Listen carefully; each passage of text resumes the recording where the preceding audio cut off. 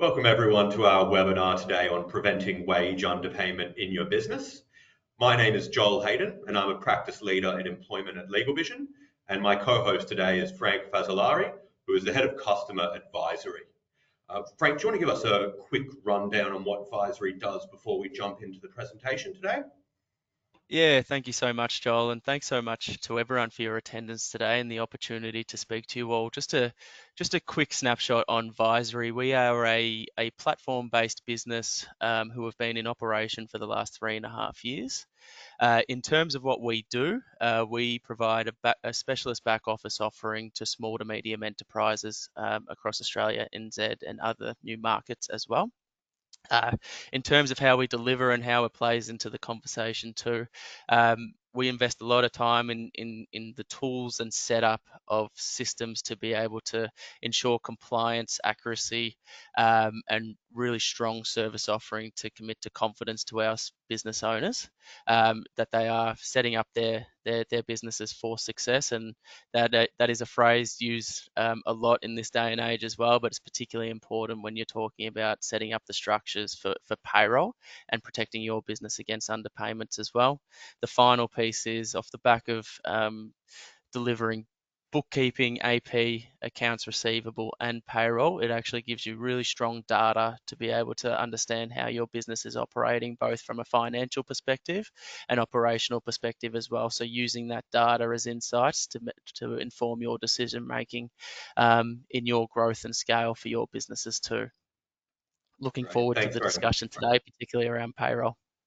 Absolutely. And before we jump into it, just a couple of quick housekeeping items to address. And as you can see on the next slide, you'll receive a copy of the slides and recording of the webinar by email. Feel free to submit your questions in the chat box as we work through the presentation, and we will get to as many of them as we can at the end. And we do really value your feedback. So if you could complete the survey at the end of the presentation, that would be much appreciated. You are also eligible for a free consultation with LegalVision following this webinar. If you would like to take us up on that, please provide your contact details in the survey at the end of the webinar. And now just to very briefly run through the topic for our webinar, we're talking about preventing wage underpayment in your business. And the agenda that we'll be working through over the next half hour or so is risks on non-compliance in relation to wages, understanding employee entitlements, conducting a wage audit, systems and processes that can aid in preventing or rectifying underpayments, how to identify wage underpayments, and what to do if you identify an underpayment. And we'll start this off with Frank outlining the risks of non-compliance from a wage perspective. Thanks, Frank. Yeah, thank you, Joel.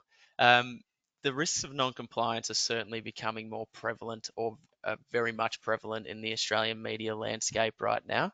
The spotlight is certainly on business owners, both large and small, to make sure that we are paying people according to the national standards. As business owners, finance managers, forward/slash controllers and others key people across organisations who are navigating through the economic headwinds right now, it's critical that no shortcuts are taken to your payroll. When you start to have a think about brand reputation, the significance of the fines being outlaid at current to and potential prosecution, all of these are risks that business owners must be aware of, and it's not only aligned to those, and I'll continue to call this out, the larger organisation, franchise networks, the ones who make front page news. It's certainly the smaller business owners that we need to be aware as well. So when you start to have a think about brand reputation, your brand is really more than just a logo. It's a representation of your values, a really important piece in terms of being able to partner, grow your business, connect with your clients as well, and the commitment to ethical business practices. So when instances of underpayments really do come to light, customers, partners, stakeholders are quick to judge, and the damage really can be irreparable. Um, There have been a number of fast food franchise networks that I'll use as the example today that have been in the limelight recently, head offices, but along with the business owners who were the franchisees, were exposed for underpaying thousands of workers. This not only led to financial penalties, but also tarnished the brand as well. So it was both from a head HQ and head office perspective, but also the business owner who purchased the franchise as well. Customers really do question the company's commitment to its employees, and it has negative impacts in terms of the publicity and their standing in the market. A really important call out is that the financial penalties associated with underpayment are not a slap on the wrist. They can be really substantial and can impact the bottom line as well. For those of you, and to use a real life example, that have heard of Muffin Break, a popular cafe chain, in 2020, Muffin Break faced allegations of underpayment, and it actually resulted in a $200,000 fine that was allocated to them. So it's a financial implication that sends shockwaves and a key message throughout the industry. But the real key call out here is this can happen to anyone. These are some of the larger examples that well, particularly one that I have spoken about, but the implications will be shared across many if we aren't protected. I'll throw it over to Joel to add some more around the numbers here. Thanks, Frank. And Frank's completely correct that it's certainly not just franchises or restaurants that have been hit hard recently and who are at risk here. This issue affects employers of all sizes, all levels of sophistication, and in all industries. And last financial year alone, the Fair Work Ombudsman, who's Australia's workplace regulator, recovered over $500 million in underpayments on behalf of employees. They also prosecuted for related contraventions in addition to those underpayments, and recovered significant civil penalties for the Commonwealth. Some examples of some of the types of employers that have gotten in trouble in this last year include Suncorp Bank, which was recently required to rectify $32 million worth of underpayments, and this included $4.5 million in interest alone. And they also had to enter into an enforceable undertaking with the Ombudsman that included making a $520,000 contrition payment to the Commonwealth. BHP, another very large player who recently identified a systemic underpayment of around $430 million. They self-reported to the Ombudsman, and that's by their choice, but there's obviously going to be significant outcomes there on top of the underpayment itself as well. The University of New South Wales is another great example, and they're currently being prosecuted by the Ombudsman in relation to millions for underpayment and penalties. And the Ombudsman's also really taking the university to task over their failure to keep records, which is not just resulting in further penalties, but real difficulties in even trying to identify what the actual underpayment is. And as we've said a couple of times now, it's really not just the large companies who run into trouble. And for example, that last financial year, the Ombudsman secured penalties in relation to 49 different companies of all sizes, including SMEs. And the penalties that were instituted ranged from a few $1,000s up to over $100,000, but it didn't necessarily distinguish on the size of the company. It was more about the significance of the contravention. And these examples really demonstrate the risk is not just the liability for the underpayment itself, although that can still be a large risk. It's really about the potential penalties, the potential legal costs, the time spent on rectifying it, as well as the reputational damage. And as we'll see on the next slide, the first step in trying to address this issue is getting an understanding of what employee entitlements are in Australia, as well as what are the trickier ones, where are we more likely to see issues arise. Now, as you can see on that slide, the Fair Work Act and National Employment Standards cover matters including annual leave, personal leave, notice of termination, and redundancy pay. These apply to almost all employees in Australia. Sitting under the Act, there are industrial instruments called modern awards, which can apply on both industry and occupational bases and cover the majority of employees in Australia again. And these provide separate benefits such as a base rate of pay, overtime, penalty rates, loadings, and allowances. And this can be a common pitfall for employers, as there are a lot of items to cover off there. Enterprise agreements can also be made under the Fair Work Act, and they tend to cover off similar concepts of modern award entitlements. We then have contracts of employment that can provide above law entitlements like bonuses and commissions. And there's other relevant legislation, of course, such as superannuation legislation and long service leave legislation on a state by state basis. And getting it wrong in relation to any of these entitlements can result in underpayment liability to employees. However, in our experience, the vast majority of the time, it is modern awards that cause the most issues, as there are over 120 of them, and they can all contain vastly different terms, which can be really complex. So where do we see employers go wrong most commonly? I would say it's human error, like simply inputting data incorrectly, failing to identify the correct modern award classification that applies to an employee. It applies by law. It's not something employees and employers can pick and choose. Even once you've identified the award, a common issue is failing to apply the correct entitlements from that award to your employee. And sometimes things like overtime or penalties are missed. Even the yearly increase in wages, commonly missed and can cause an underpayment. And finally, the use of annualized salaries or all-up rates, trying to account for all entitlements under an award. If that's not correctly instituted, that will lead to an underpayment. And of course, all of these types of errors can be magnified where proper time and wage records are not kept to allow an employer to properly check the accuracy of what they have paid.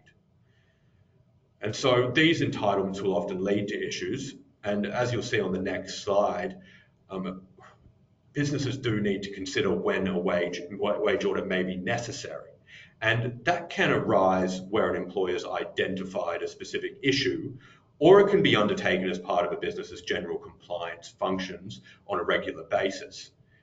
We always recommend that employers are proactive in addressing their compliance with pay obligations, as this is viewed positively by regulators, and it identifies issues earlier and allows a company to deal with any issues that do pop up on their own terms. Depending on the sophistication of a business or the likely complexity of an audit, the approach may involve either an internal audit or briefing external lawyers and potentially accountants as well to crunch the numbers there.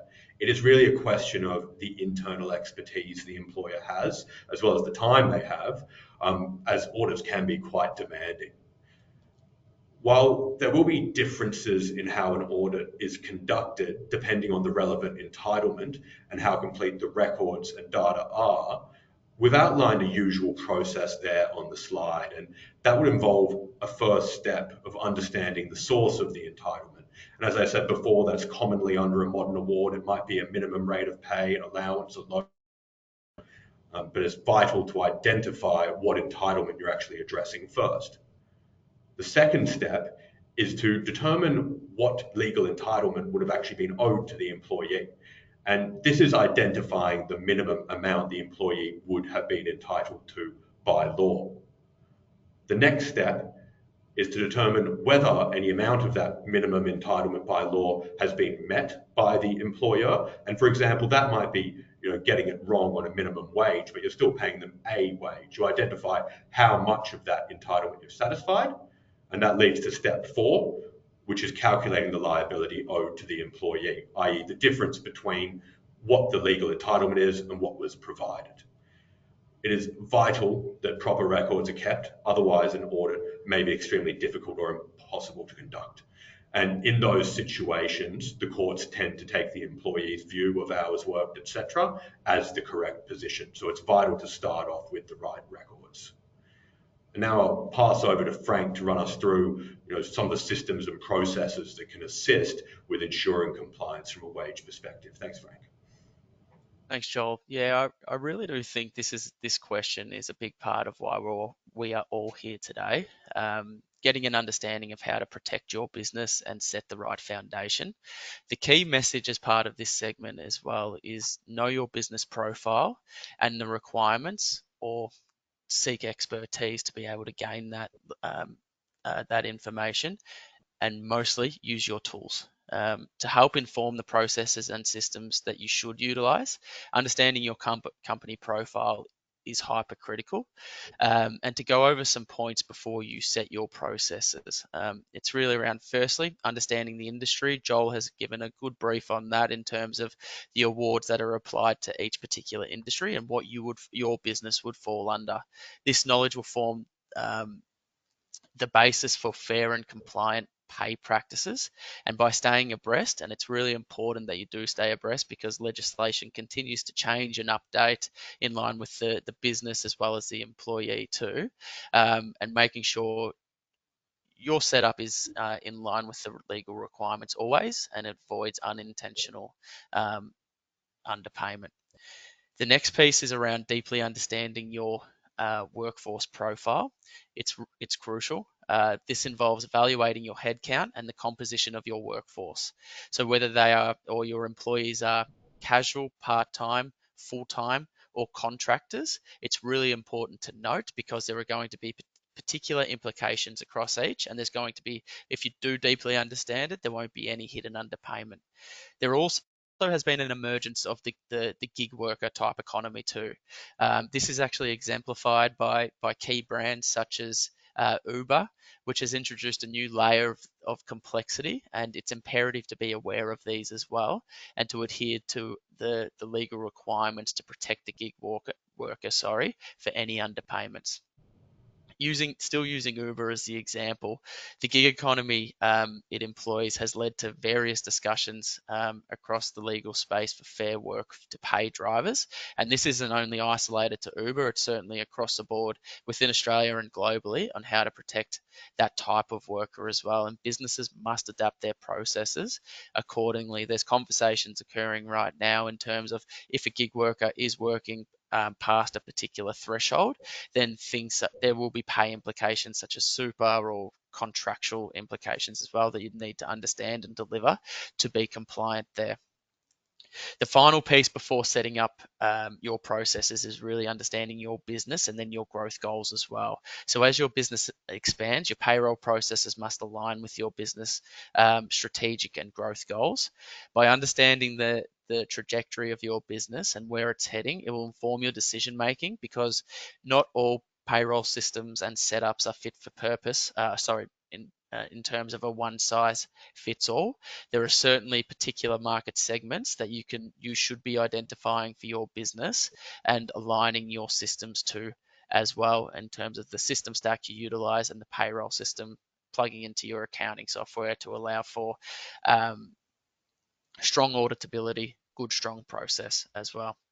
So it's a good segue to dive into mitigating underpayment risks and choosing the right payroll system for you and the tools to utilize there as well. A term that I spoke about right at the top of the call around setting up for success is used very loosely, but it's particularly important when you are setting up your ongoing payroll and the ongoing success of that. Basically, pour data in, pour data out, and it's going to most probably have some implications in terms of underpayment. For small businesses, if you are a small company, simplicity might be key. Setting up in your preferred accounting file, whether that's a Xero, Maya, QuickBooks, or other, is acceptable. But to increase confidence and streamline your award interpretations, etc., consider targeted systems that are targeted at that SME cohort that can help with rostering, time and attendance, setting up rules, and other key elements for success of your payroll too. It will help with the compliance, but the reason you would have a look at those types of systems too is that it has the ability to align to your compliance goals and your reward goals. What that actually means is that once you have set up your business, the system and the rulings in line with your business, whether it's an EBA or a particular award, it will actually work for you. So as an example, if you're working in the retail sector and you've got employees who are working at ages 16, 17 and 18, and generally speaking, and if you're going up in an age bracket or get a little bit older, that would actually trigger a pay increase in that type of industry. Your tools will actually inform that for you and trigger a signal to say, Frank has now turned 18.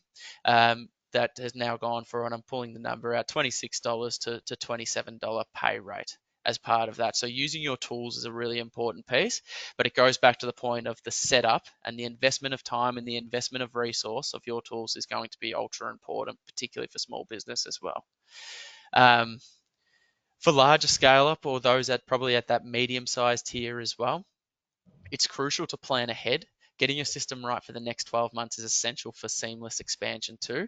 Payroll systems, as I've already mentioned, are not a one size fits all. So thorough research really is paramount. Using systems that are fit for purpose at a smaller headcount range rather than for your business, what you will end up encountering is clunkiness in terms of add-ons that you require, gaps in the information that you require as well, and then potentially some integrations that aren't going to work, and it's just going to cause some problems down the line. So plan for the future, or the foreseeable future, as much as the now as well. Two final pieces from me is around setting really strong workflows for your payroll too. So some examples of this would be ensuring that you've got sufficient timing between your pay period ending, whether that's on a weekly, fortnightly, or monthly basis, and then when your payday actually is. What that means is that if you're running a weekly pay run and your pay period it ends on a Sunday but payday is on a Monday, it leaves very minimal room for error in terms of how you're going to pay, all the information being provided, any timesheets required to be approved as well, and it might leave some gaps in your payroll. So make sure you give yourself as the business owner enough time to capture all the information. It prevents rework and ensures accuracy of your payroll there too. Utilize sufficient employment contracts as well. So you can set up your payroll systems in line with your contracts, and you know it's contractually in line with the award requirements too. And then another one that's an important call out, but often can be easily missed, is around the super requirements within your payroll too. There are some changes being happening in the background where there's the expectation for business owners to pay their super on a more frequent basis. Generally speaking, if you're in that SME cohort, a good way to have a think about it is paying your super in line with your pay periods too. It will ensure that you're always up to date. It doesn't leave for lump sums. So from a financial level at end of quarter or end of month, the super payment going out might be larger than anticipated. So making sure you're always across that, always up to date, and setting your workflow that you're always compliant there too. Finally, there is a bit to payroll and the industry itself and the evolving and changing nature of it. If you aren't confident in interpreting awards, setting up your systems for success, etc., engage with the right expertise. It's an imperative investment for your success ongoing and to protect your business as well.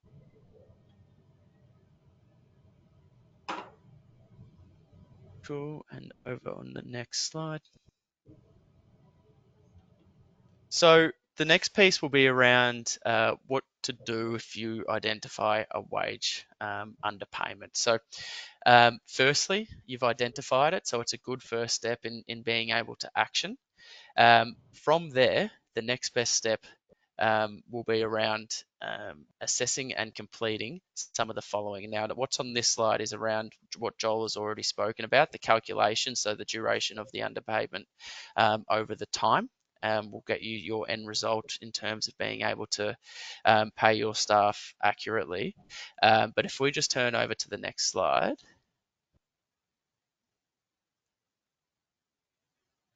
The key piece will be around following these steps at a very high level, notifying relevant internal stakeholders, identify the root cause. So that is the system issue, process issue, whatever that may be. So you can mitigate it and protect yourself from there, but also look to backtrack as well. Eliminate the risk. So that is correct system usage and amend the process just to drive home that message.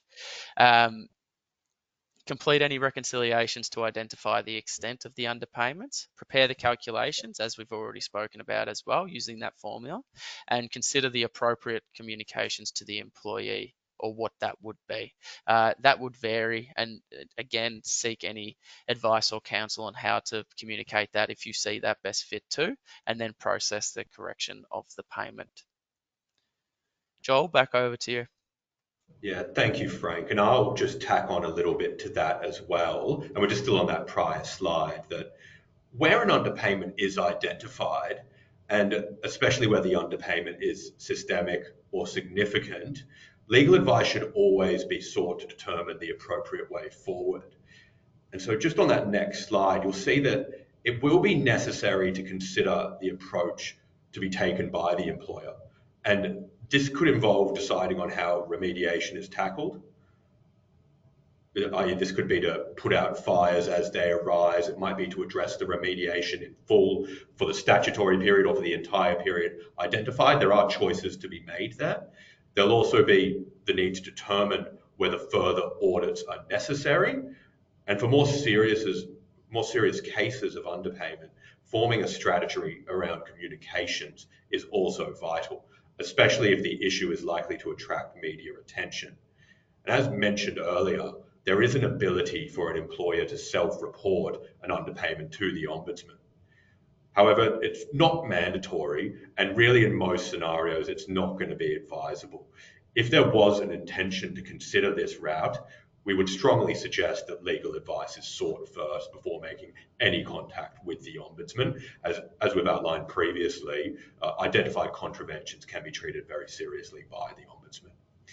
So as a final note for this presentation, Frank and I would really just like to stress the importance of compliance in relation to wages. And that's especially given the landscape of employment law in Australia and how it's currently changing. So just this year, there were amendments to the Fair Work Act to include new entitlements like domestic violence leave. There was a determination that provided an increase in wages by 15% for some aged care employees covered by modern awards. And there were also the usual increases to minimum wages, as well as scheduled increases to superannuation. And that was all just this year. Next year, there's likely to be a bill that is passed called the Closing Loopholes Bill. And this is likely to create law that is even harsher on employers around underpayments. And that's the potential introduction of even criminalising wage theft. So it's not just civil penalties and fines. In the future, there may be criminal charges in relation to the non-payment of wages in some circumstances. So more than ever, it really is a great time for every business to address risk in relation to wage compliance. So that does conclude the main part of our webinar.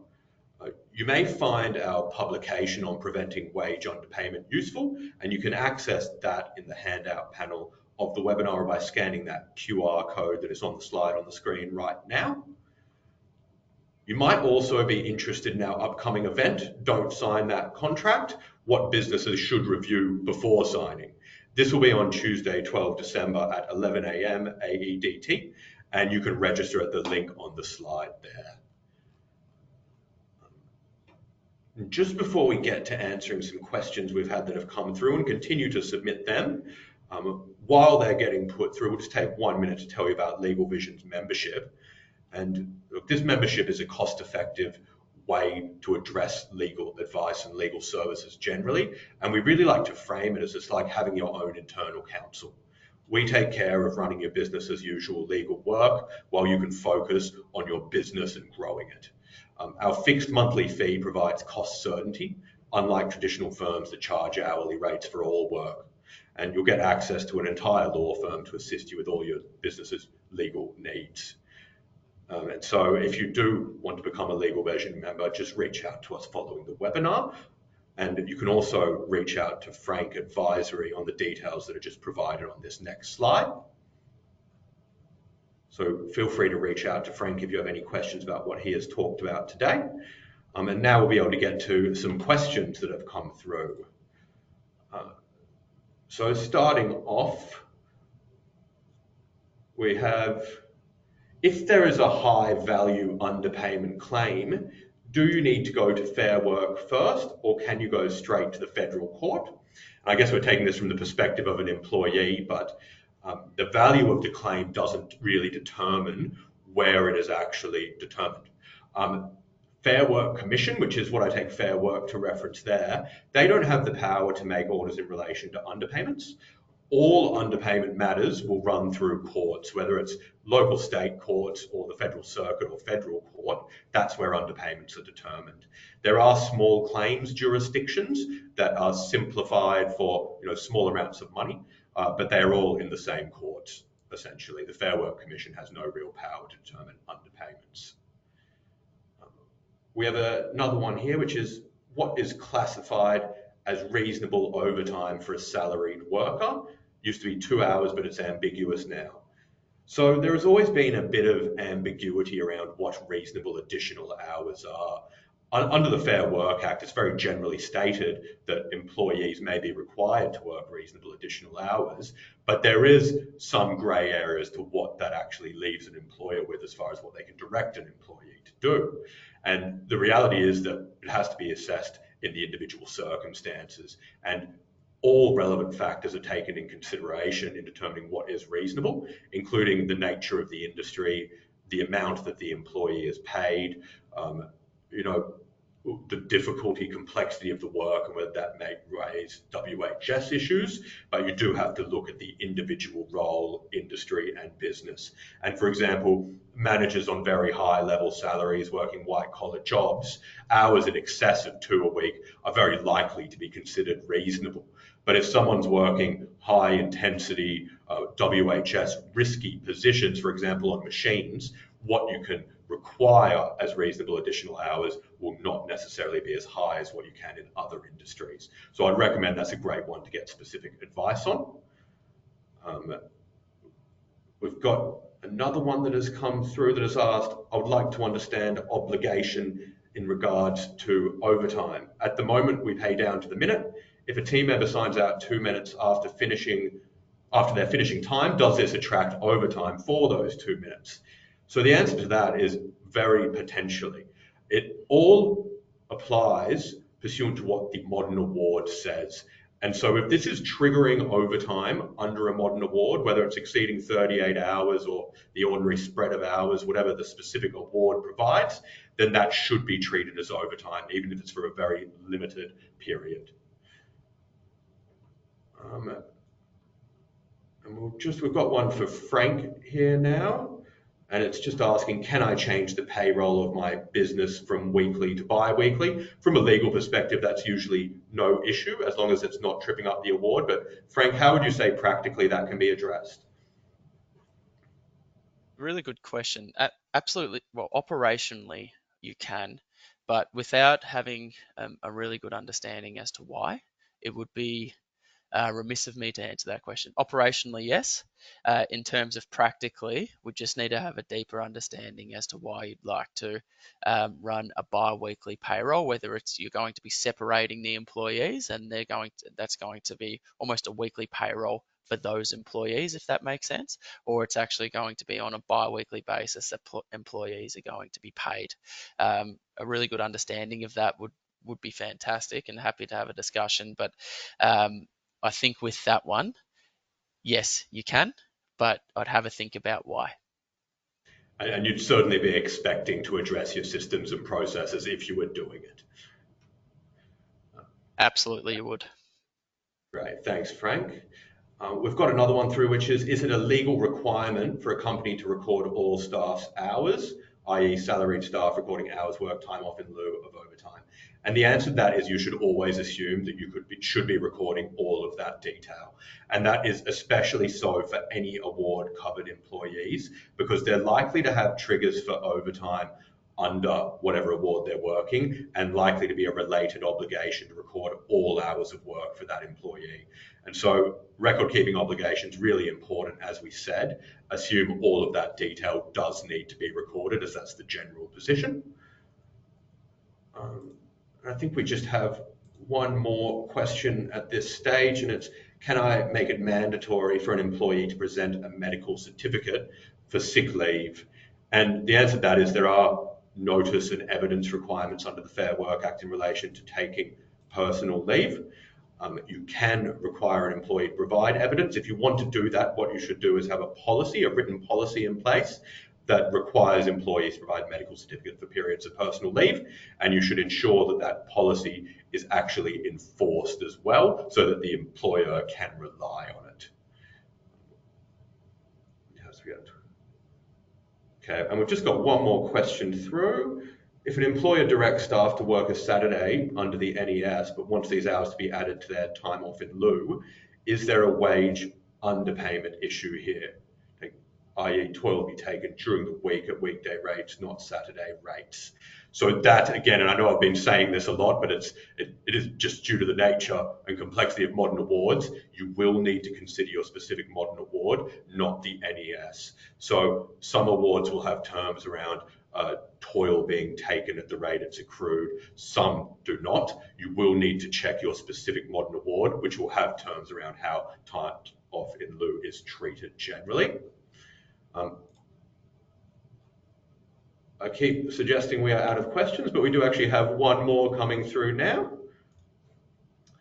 What are my requirements as an employer if I'm employing contractors? This is for a tutoring business. Are they covered by an award? This is a great question, but a huge can of worms that we could probably do a whole webinar on alone. And so in Australia, there's a really strongly established concept of sham contracting. And it's not up to an employee and an employer to determine whether they're an employee or a contractor. It's really what they should be by law. And there has been a bit of uncertainty in the law around this for a couple of years, going back and forth between is having a bulletproof contract enough? And it's very likely next year the answer to that will be absolutely not. And you should really be looking at the way your workers are engaged. And if they're functionally under your direction and control and they're not building goodwill in their own business, then they may actually be employees in reality. And so a true contractor, they are not covered by an award because they're not an employee. But if, for example, a contractor is found to be an employee in reality, then that employee will become eligible on a retrospective basis as well to any entitlements under the relevant modern award. And so the inappropriate use of contractors can be a huge risk area as far as wage compliance goes, because you can go from having no real obligations to them under any awards to, if you've incorrectly classified one and the employee agitates that issue, they would be entitled to back pay for their award entitlements, and there may be related contraventions of the Fair Work Act as well. So it's very important to ensure your contractors are properly engaged, and if they're not, they should be employees. And I think we've just got one more to finish us off.